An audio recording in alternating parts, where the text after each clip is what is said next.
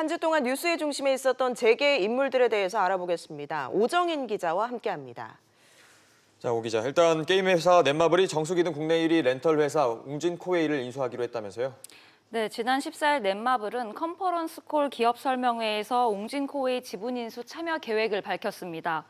웅진 싱크빅이 보유한 코웨이 지분 25.08%를 1조 8천억 원대에 인수하겠다고 제안하면서 우선 협상 대상자로 선정됐습니다. 네, 오 기자, 그런데 게임 업체가 왜 정수기 업체를 인수했을까요? 네, 방준혁 의장은 넷마블이 위기에 처할 때마다 승부수를 던져왔는데 특히 빅게임 산업에서 해법을 찾는 것이 눈에 띕니다. 지난해 4월에는 빅히트 엔터테인먼트 주식 25%가량을 인수하기도 했습니다. 업계에선 이번 코웨이 인수 결정 역시 그 연장선이란 의견이 나오고 있습니다. 넷마블 측은 구독 경제와 스마트홈 시장 잠재력을 보고 투자를 결정했다면서 앞으로도 큰 잠재력을 지닌 인수합병 기회가 있다면 긍정적으로 검토할 것이라고 밝혔습니다. 네, 정의선 현대차그룹 수석 부회장도 자동차 제조에서 변신을 시도하고 있다면서요?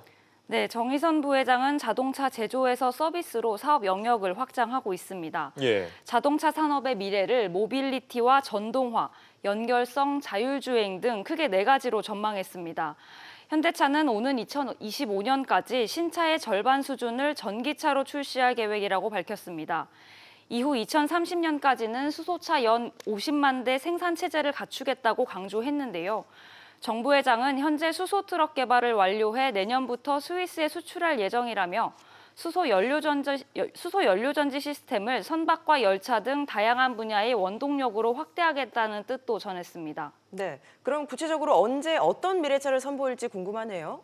네, 현대차는 오는 2021년 고속도로에서 자율주행이 가능한 레벨 3 차량을 출시하고 이어 2024년에는 시내 도로에서 주행이 가능한 레벨 4 차량을 단계적으로 공급할 예정입니다. 또 미국 앱티브사와 함께 기술 인력 양성을 위한 국내 연구소를 만들 예정이고요.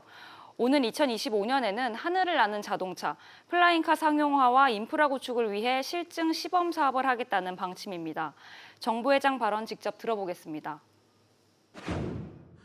현대차 그룹은 자동차 제조사에서 고객에게 새로운 경험을 제공하는 서비스 회사로 탈바꿈할 것이며 이를 위해서 미래차 분야에 2025년까지 총 41조 원을 투자할 예정입니다. 네, 다음 하나그룹 소식도 좀 알아보죠. 김승현 하나그룹 회장도 새로운 시장에 대한 준비와 도전을 당부했다면서요? 네, 김승현 회장은 지난 10일 창립 67주년 기념사를 통해 이 같은 뜻을 전했습니다. 김 회장은 기존 산업 생태계를 파괴하는 혁신적인 도전자들이 속속 등장하고 있다면서 세상에 없던 제품과 기술, 가치를 창조하기 위한 끝없는 도전을 해야 한다고 말했습니다. 예. 현재 한화는 항공우주 산업과 방산 등 다양한 분야의 투자를 이어가고 있는데요.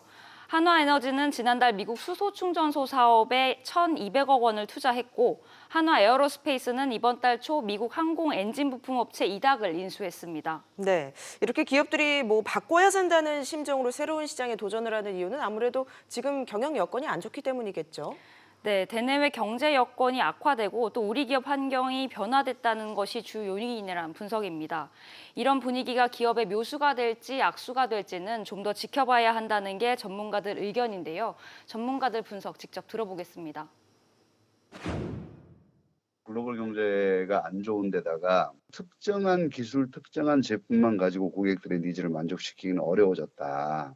접점들이 나오기 시작하면서 조금 더 부담 없이 움직일 수 있는 기회가 됐다라고 볼 수 있겠고요.